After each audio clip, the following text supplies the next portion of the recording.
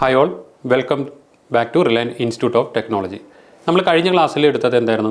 നമ്മൾ നമ്പറിങ് ചെയ്തായിരുന്നു, റിപ്പോർട്ട്സ് എടുത്ത് മോഡൽ ക്രോസ് ചെക്ക് ചെയ്തായിരുന്നു അല്ലേ. പിന്നെ ഫിൽറ്റർ പഠിപ്പിച്ചു. ഫിൽറ്റർ ആ ഒരു മോഡലിംഗ് പ്രൊസീജിയർ അല്ല, ഞാൻ ജസ്റ്റ് ഒരു ടൂൾ അതിൻ്റെ ഇടയിൽ കാണിച്ചു തന്നെന്നുള്ളൂ.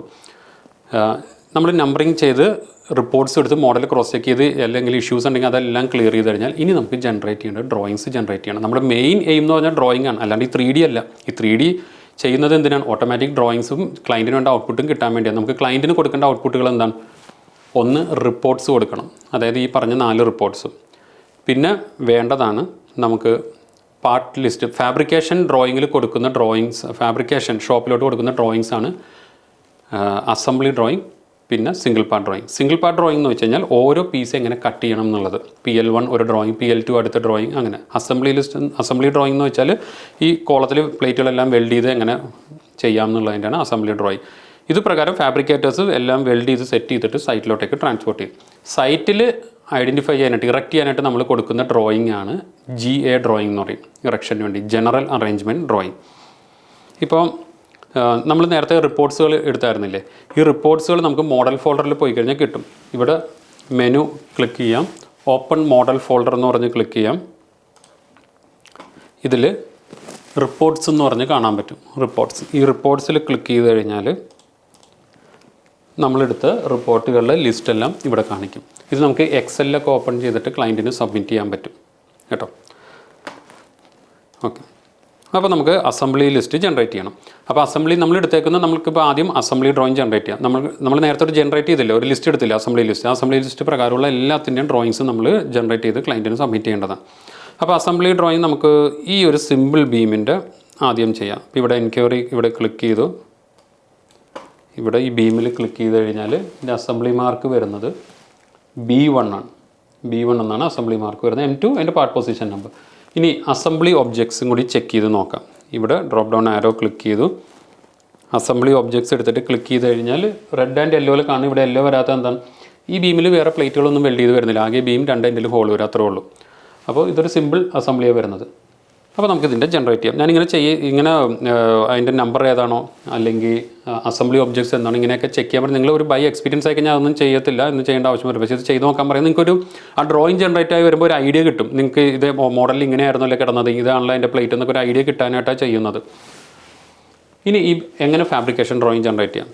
സെലക്ട് ചെയ്യുക, റൈറ്റ് ക്ലിക്ക് ചെയ്യുക, ക്രിയേറ്റ് ഫാബ്രിക്കേഷൻ ഡ്രോയിങ് എന്ന് പറഞ്ഞ് ക്ലിക്ക് ചെയ്യുക. ഇപ്പോൾ ഇവിടെ ഇങ്ങനൊരു പ്രോപ്പർട്ടി വന്നു. ഇതിനകത്ത് നമുക്ക് വരുന്നത് വിസിബിൾ. ഇപ്പോൾ ഇവിടെ കണ്ടില്ലേ പ്രൊഡക്റ്റ്, ഇവിടെ B1 എന്ന് പറഞ്ഞ ബീമാണ് നമ്മൾ എടുത്തത്. അതിൻ്റെ ടൈപ്പ് AW എന്ന് പറഞ്ഞ് വന്നിട്ടുണ്ട്. ടൈപ്പ് A എന്ന് വെച്ചാൽ നമ്മൾ അസംബ്ലിയാണ് ജനറേറ്റ് ചെയ്യുന്നതെങ്കിൽ ഡ്രോയിങ് ലിസ്റ്റിൽ നിന്ന് ഐഡൻറ്റിഫൈ ചെയ്യാനായിട്ട് വരുന്നതാണ് A എന്ന് പറഞ്ഞ ടൈപ്പ്. സിംഗിൾ പാർട്ടാണ് വരുന്നതെങ്കിൽ W. GA ഡ്രോയിങ് ആണെങ്കിൽ G എന്ന് പറഞ്ഞ് വരും. അപ്പോൾ ഇവിടെ M2 എന്ന് പറഞ്ഞാൽ എന്താണ്? സെപ്പറേറ്റ് ജനറേറ്റ് ചെയ്ത് നമ്മൾ B മാത്രം സെലക്ട് ചെയ്തു. അപ്പോൾ അതിൻ്റെ 2 ഡ്രോയിങ് വന്നു. ഒന്ന് അസംബ്ലി ഡ്രോയിങ്, പിന്നെ സിംഗിൾ പാർട്ട് ഡ്രോയിങ്.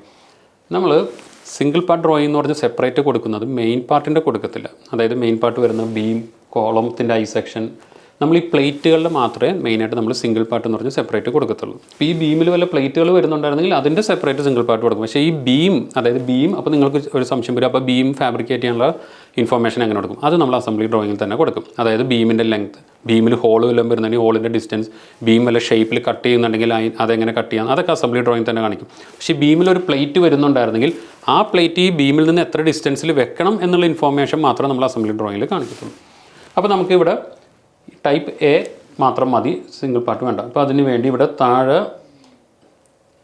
ഇതുണ്ട് ഒബ്ജക്റ്റ് വിസിബിലിറ്റി, അതിൽ പാർട്സ് എന്ന് പറഞ്ഞ് ഹൈഡ് ചെയ്യാം. ഇവിടെ വേണമെങ്കിൽ അൺടിക്ക് ചെയ്ത് നമുക്കിങ്ങനെ കൊടുക്കാം, അപ്പോഴും ജനറേറ്റ് ചെയ്യത്തില്ല. പക്ഷേ ഇതിങ്ങനെ വെച്ചേക്കും, പാർട്സ് എന്ന് പറഞ്ഞാൽ ഹൈഡ് ചെയ്തു. ഇനി ഇതിപ്പോൾ ലേറ്റസ്റ്റ് വരുന്ന വേർഷനിൽ ഇതിപ്പോൾ സ്മാർട്ട് ക്രിയേറ്റ് എന്ന് പറഞ്ഞൊരു ഓപ്ഷൻ ഉണ്ട്, അത് ഓഫ് ആയിരിക്കണം. ലേറ്റസ്റ്റ് വരുന്ന ഓപ്ഷനിലും ഈ ഒരു സ്ഥലത്ത് 3 ഓപ്ഷൻസ് കാണിക്കും. അതിൽ അപ്ലൈഡ് സെറ്റിങ്സ് എന്ന് പറഞ്ഞ് ഏറ്റവും ആദ്യം 3 ഐക്കൺസ് കാണാൻ പറ്റും. അതിൽ ഏറ്റവും ആദ്യത്തെ അപ്ലൈഡ് സെറ്റിങ്സ്, അതിലിട്ടിട്ട് വേണം ക്രിയേറ്റ് ചെയ്യാനായിട്ട്. ബാക്കിയൊക്കെ അതായത് ബാക്കിയെല്ലാം വരുന്നത് വേറെ ഡ്രോയിങ് ആയിട്ട് കമ്പയർ ചെയ്ത് അതിന് കൊടുക്കുന്ന അറേഞ്ച്മെൻറ്റ്സും സെറ്റിങ്സ് എല്ലാം ഉൾപ്പെടെ ജനറേറ്റ് ചെയ്യാനാണ് വരുന്നത്. അപ്പോൾ നമ്മളിവിടെ ഇത് ഓൾറെഡി സ്മാർട്ട് ക്രിയേറ്റ് ഓഫാണ്. എന്നിട്ട് ഇവിടെ ക്രിയേറ്റ് എന്ന് പറഞ്ഞ് ക്ലിക്ക് ചെയ്യാം.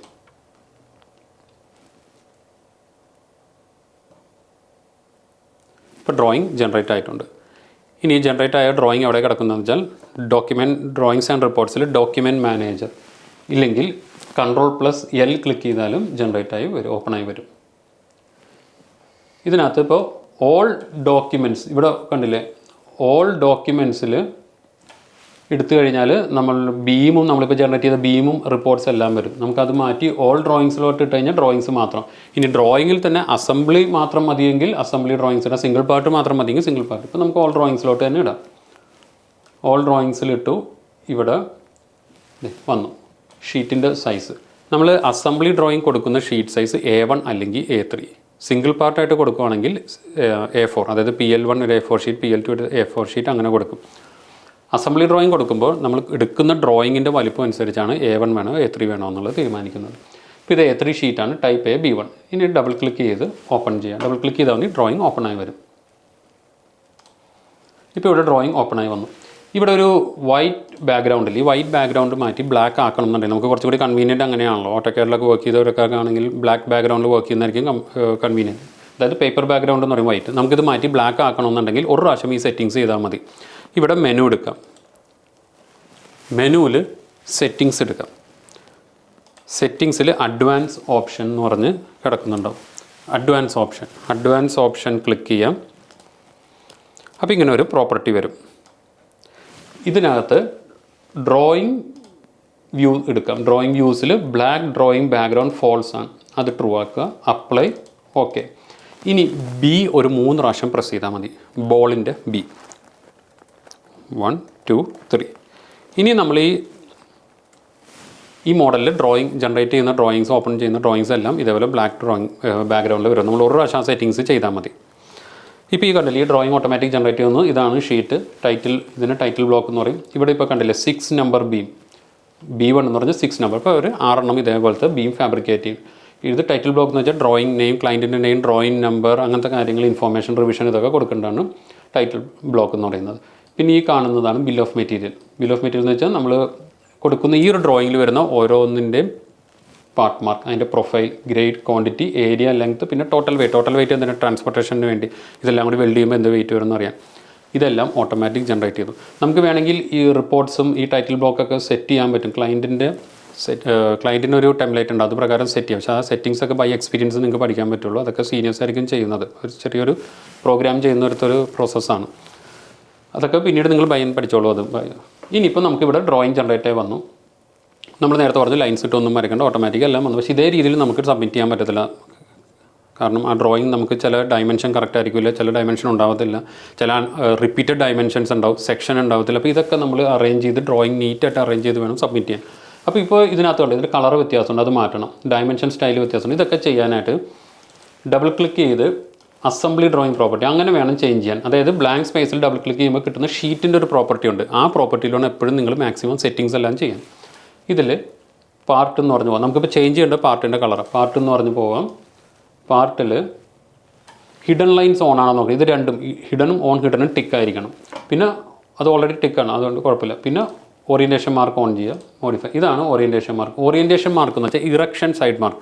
നമ്മൾ മോഡലിംഗ് ചെയ്തപ്പോൾ എങ്ങനെയാണോ ബീം വെച്ചത് അതേ ഡയറക്ഷനിൽ തന്നെ സൈറ്റിൽ അവർ ഇറക്റ്റ് ചെയ്യാൻ വേണ്ടിയാണ് നമ്മൾ ഓറിയൻറ്റേഷൻ മാർക്ക് കൊടുക്കുന്നത്. സപ്പോസ് ഇതിപ്പോൾ രണ്ട് എൻഡിലെ കണക്ഷനും സെയിമാണ്. സൈറ്റിൽ ഇവർക്ക് അങ്ങോട്ടും ഇങ്ങോട്ടും തിരിച്ച് വേണമെങ്കിലും വെക്കാം. ഇപ്പോൾ ഇവിടെ ഒരു ഇഷ്യൂ ഇല്ല, കാരണം അത് ബോൾട്ടിങ് നടന്നു, രണ്ട് എൻഡും സെയിമാണ്. സപ്പോസ് ഇവിടെ ഒരു സ്റ്റിഫ്നർ ഉണ്ടായിരുന്നെന്ന് കരുതുക. അപ്പോൾ ഇതേപോലെ ഒരു സൈഡ് തിരിച്ചാണ് വെക്കുന്നതെങ്കിൽ സ്റ്റിഫ്നർ ഇവിടെ കിടക്കുന്ന സ്റ്റിഫ്നർ തിരിഞ്ഞ് ഇപ്പുറം വരും സൈറ്റിൽ. അപ്പോൾ അത് വരാതിരിക്കാനാണ് നമ്മൾ ഓറിയൻറ്റേഷൻ മാർക്ക് എന്ന് പറഞ്ഞ് കാണിക്കുന്നത്. Erection side mark. ഫാബ്രിക്കേഷൻ ചെയ്ത് കഴിഞ്ഞിട്ട് നമ്മൾ ഈ ഡ്രോയിങ്ങിൽ എവിടെയാണ് ഓറിയൻറ്റേഷൻ മാർക്ക് കാണിച്ചത് അതേപോലെ ഫാബ്രിക്കേറ്റർ അവിടെ ഓറിയൻറ്റേഷൻ പോലെ ഒരു മാർക്ക് ഇട്ടിട്ടാണ് സൈറ്റിലോട്ടേക്ക് ട്രാൻസ്പോർട്ട് ചെയ്യുന്നത്. സൈറ്റിൽ നമ്മൾ കൊടുക്കുന്ന ഇറക്ഷന് വേണ്ടി കൊടുക്കുന്ന GA ഡ്രോയിങ് എന്ന് വെച്ചാൽ പ്ലാനും എലിവേഷനും. നമുക്ക് ഡിസൈൻ ഡ്രോയിങ്ങിൽ അവർ തന്ന പ്ലാനും എലിവേഷനില്ലേ, അതേപോലെ പ്ലാനും എലിവേഷനും തിരിച്ച് നമ്മൾ കൊടുക്കുന്ന അസംബ്ലി മാർക്ക് വെച്ചിട്ട്. അപ്പോൾ അതിനകത്ത് നമ്മൾ ഈ ബീമിൽ ഓറിയൻറ്റേഷൻ മാർക്ക് എവിടെയാണ് വരേണ്ടതെന്ന് കാണിച്ചിട്ടുണ്ടാവും.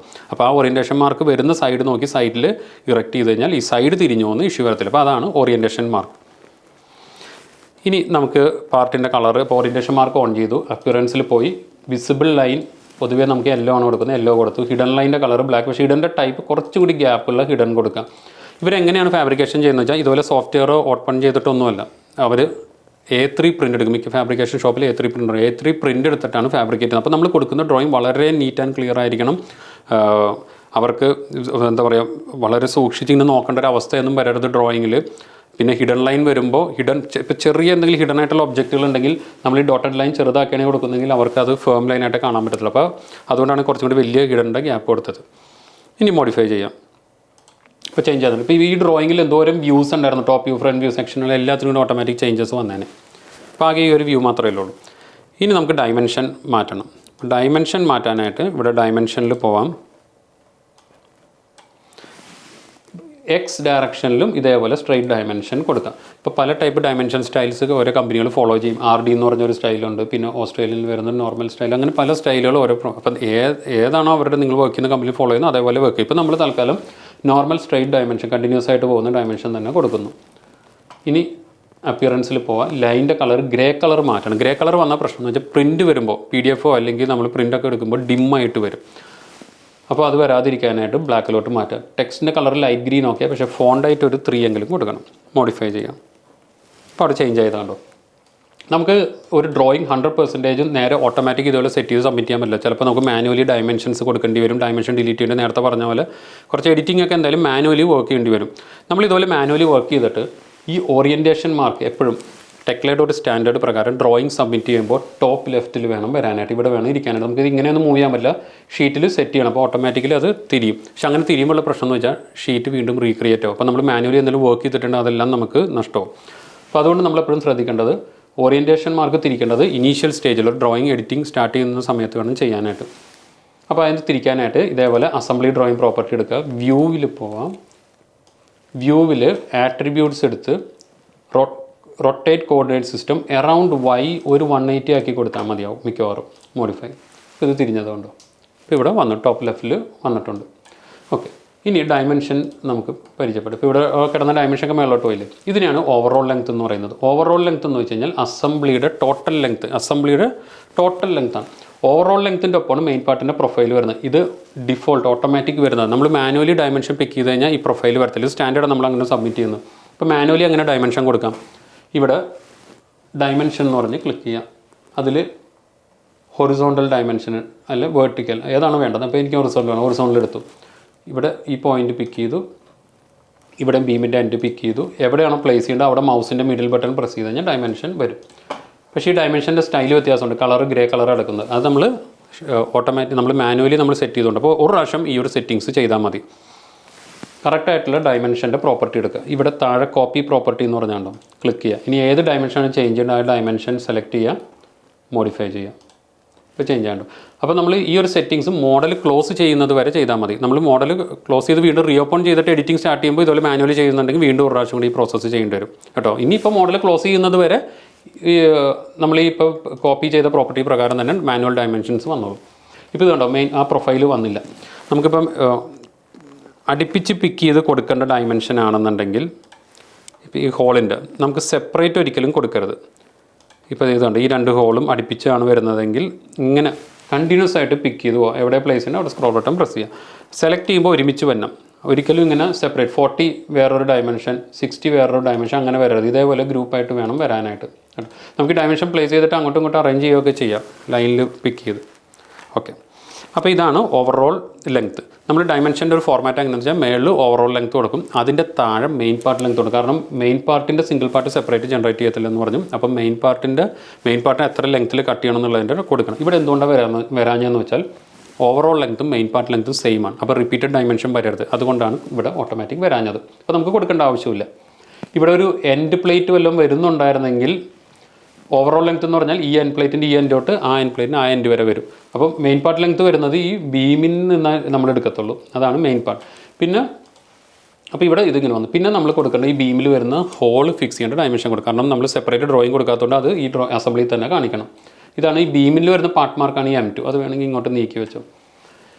നമ്മളൊരു ഫിക്സിംഗ് ഡയമെൻഷൻ കൊടുക്കണമെന്നുണ്ടെങ്കിൽ ഹൊറിസോണ്ടൽ വെർട്ടിക്കൽ ഡയമെൻഷൻ കൊടുക്കണം. ഈ 2 ഡയമെൻഷൻ ലൈനോട് മീറ്റ് ചെയ്യുന്ന പോയിന്റാണ് ഫിക്സിംഗ് പോയിന്റ്. ഇപ്പോൾ ഇവിടെ ഹോൾ എങ്ങനെ ഐഡൻറ്റിഫൈ ചെയ്യും? ബീമിൻ്റെ സ്റ്റാർട്ടിംഗ് പോയിന്റിൽ നിന്ന് 40 ഒരു ലൈൻ വരയ്ക്കും, 60 ഒരു ലൈൻ വരയ്ക്കും.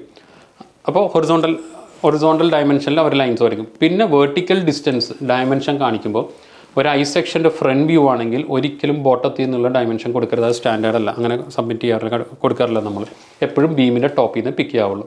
അപ്പോൾ ബീമിൻ്റെ ടോപ്പിൽ നിന്ന് കൊടുത്തു. അപ്പോൾ ഈ 40 ലൈൻ വരയ്ക്കുന്നു.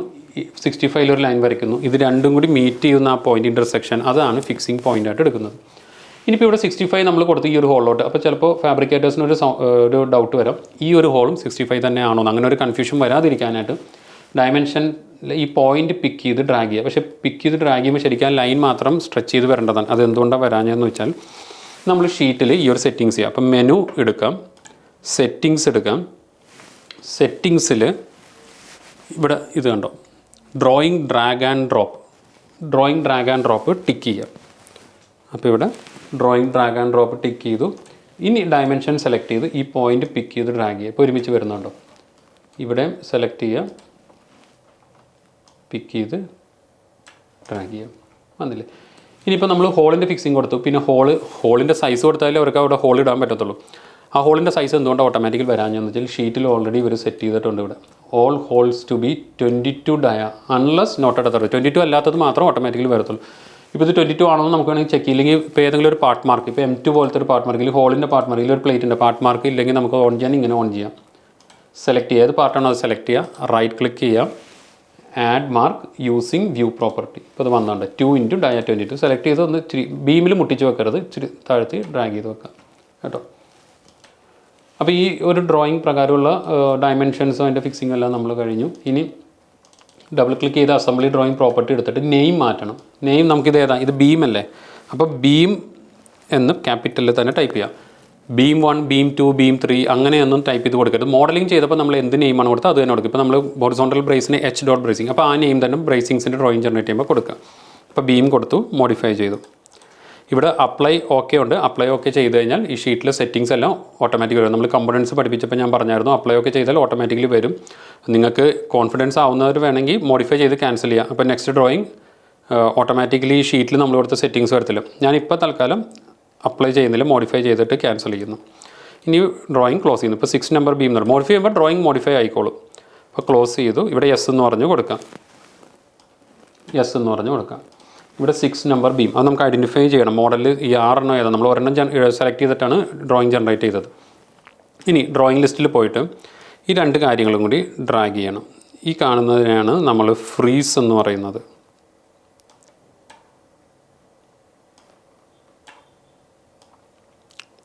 ഫ്രീസ് ഈ കാണുന്ന അത് ഡ്രാഗ് ചെയ്ത് നെയിമിൻ്റെ അടുത്തുകൊണ്ടെന്ന് വെക്കാം. പിന്നെ ലോക്ക് നമുക്ക് വേണമെങ്കിൽ അടുത്തുകൊണ്ടെന്ന് വെച്ചേക്കാം. ഫ്രീസ് ചെയ്യാൻ ഉദ്ദേശിക്കുന്നത് നമുക്കിപ്പോൾ ഒരുപാട് ഡ്രോയിങ്സ് ഉണ്ടാവും ഒരു പ്രൊജക്റ്റിൽ. ഇതെല്ലാം ഒരു ദിവസം തന്നെ ചെയ്യാൻ പറ്റില്ല. ചില ഡ്രോയിങ് നമ്മൾ ഹാഫ് ചെയ്യാനുള്ള സമയം ഉണ്ടാവുള്ളൂ. അത് ചെയ്ത് കഴിഞ്ഞിട്ട് ചിലപ്പോൾ പിറ്റേ ദിവസം വന്നിട്ടായിരിക്കും പിന്നെ ചെയ്യാൻ പോകുന്നത്. അപ്പോൾ എത്ര ഡ്രോയിങ്സ് ഫുള്ളി കംപ്ലീറ്റ് ചെയ്ത് വെച്ചിട്ടുണ്ടെന്ന് അറിയാനാണ് ഫ്രീസ് വരുന്നത്. ഫ്രീസിനല്ലാതെ വേറെ ഉപയോഗമുണ്ട്, അതൊക്കെ ലേറ്റർ ഓൺ നിങ്ങൾ പഠിച്ചോളൂ. എല്ലാം കൂടി വന്നാൽ നിങ്ങൾക്ക് കൺഫ്യൂഷൻ വരും. അപ്പോൾ ഫ്രീസ് എങ്ങനെ ഓൺ ചെയ്യാമെന്ന് വെച്ചാൽ എനേബിൾ ഇൻ പ്ലേസ് എഡിറ്റ് ഇവിടെ ക്ലിക്ക് ചെയ്യുക.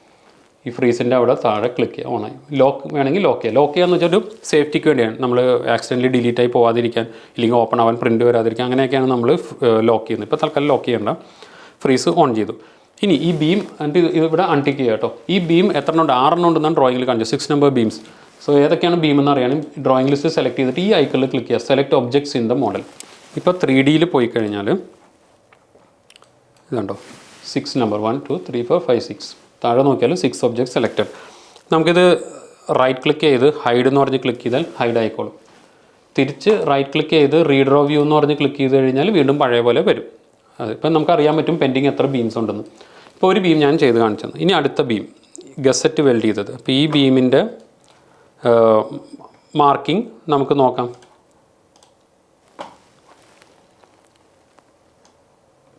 അസംബ്ലി മാർക്ക് B4 എന്ന് പറഞ്ഞാണ് വരുന്നത്. B4 അസംബ്ലി മാർക്ക് വരുന്നത് B4. അപ്പോൾ അതിൻ്റെ അസംബ്ലി ഒബ്ജക്ട്സ് നോക്കിയാൽ എങ്ങനെ വരും?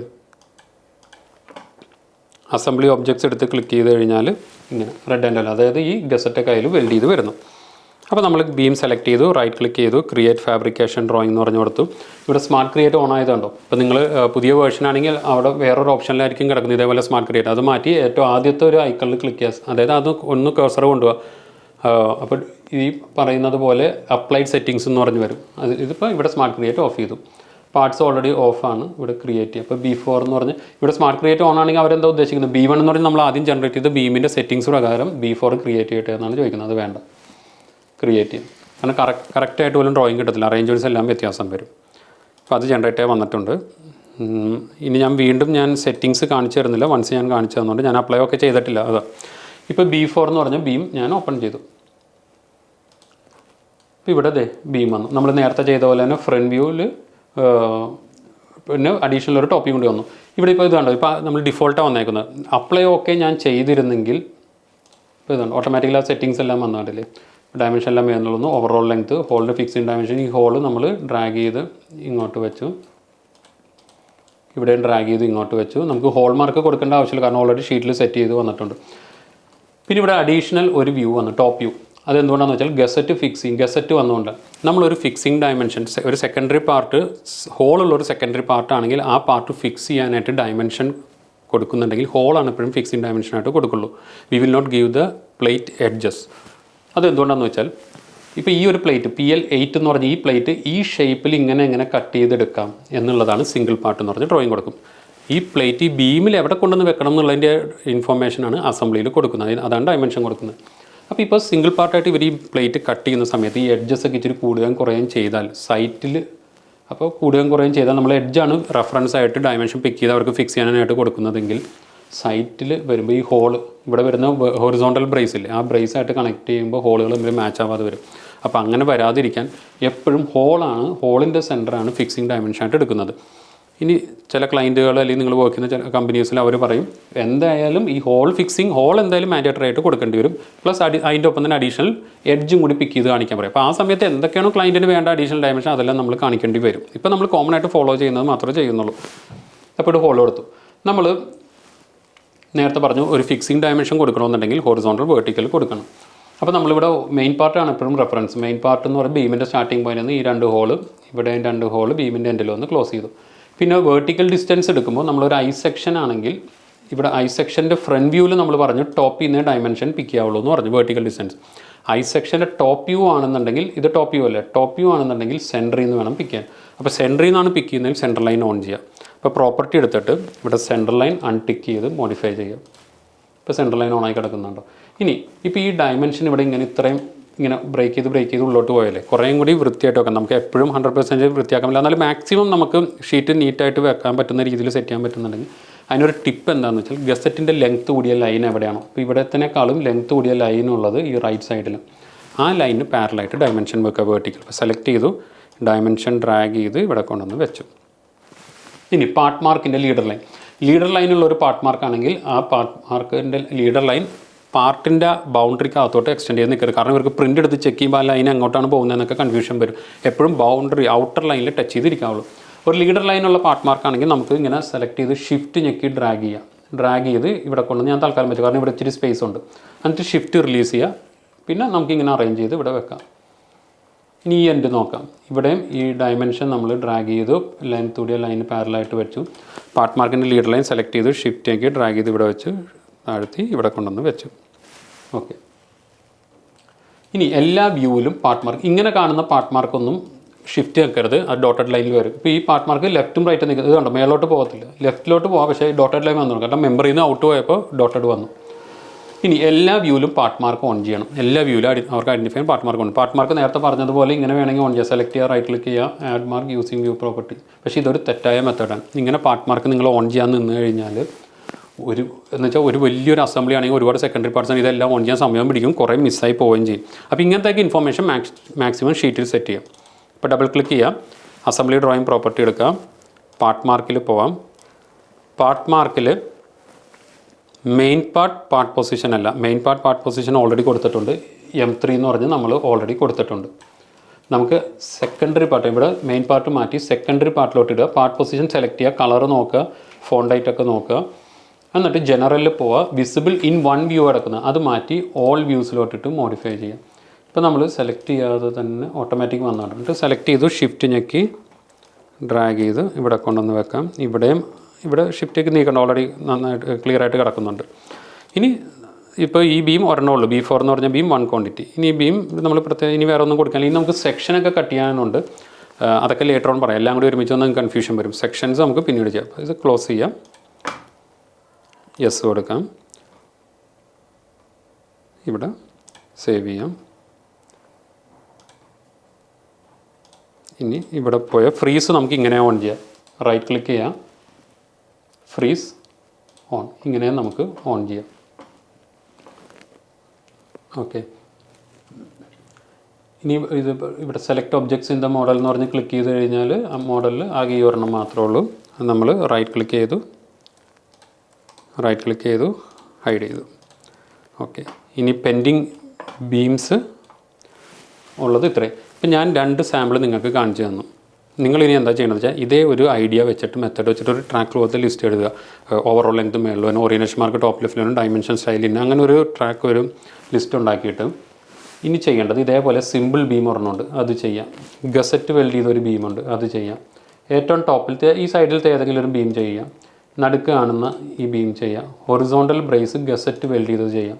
കോളത്തിൻ്റെ വെബിലോട്ട് വരുന്ന ഒരു വെർട്ടിക്കൽ ബ്രേസ് ചെയ്യാം. ഇത്ര ഐറ്റംസ്. ബാക്കിയൊക്കെ കോമൺ ആയതുകൊണ്ട് ചെറിയൊരു ഡയമെൻഷൻ വ്യത്യാസമുള്ളൂ. ബാക്കി അറേഞ്ച്മെൻറ്റ്സ് നമ്മൾ ചെയ്യുന്ന മെത്തേഡെല്ലാം സെയിം ആയതുകൊണ്ടാണ് റിപ്പീറ്റഡ് ചെയ്യേണ്ടത്. കാരണം തെറ്റാണെങ്കിൽ അതെല്ലാം തിരുത്തേണ്ടി വരും കേട്ടോ. അതുകൊണ്ട് ഇപ്പോഴത്തെ ഈ ഒരു പ്രൊജക്റ്റിൽ ഞാൻ ചെയ്യേണ്ടതെന്ന് പറയുന്നത്.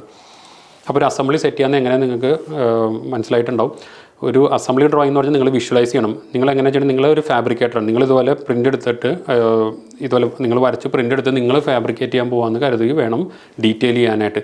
കാരണം ബൈ അതർ എൻഡ് ഇരിക്കുന്നവർക്ക് നമ്മൾ കൊടുക്കുന്ന ഡാറ്റ പ്രകാരമായിരിക്കും ഫാബ്രിക്കേഷൻ ചെയ്യുന്നത്. അപ്പോൾ ഒരിക്കലും നമ്മൾ സബ്മിറ്റ് ചെയ്ത ഡ്രോയിങ് റിട്ടേൺ നമ്മളുടെ അടുത്തോട്ട് തിരിച്ച് വരേണ്ട ഒരു അവസ്ഥ വരരുത്.